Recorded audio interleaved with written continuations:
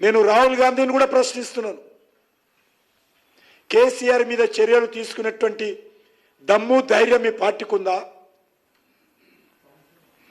ఆ చిత్తశుద్ధి ఉందా?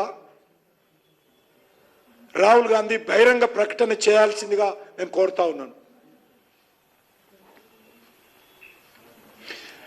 రాహుల్ గాంధీ రేవంత్ రెడ్డిని ఆదేశించాలి. బీఆర్ఎస్ అవినీతి కుంభకోణాల మీద దర్యాప్తు చేయాల్సిందిగా రాహుల్ గాంధీ అనేక విషయాలు ఆదేశిస్తావు కదా,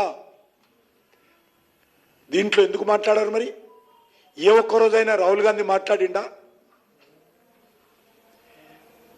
23లో 24లో చేసినటువంటి ఉపన్యాసాలన్నీ రాహుల్ గాంధీ మర్చిపోయాడా?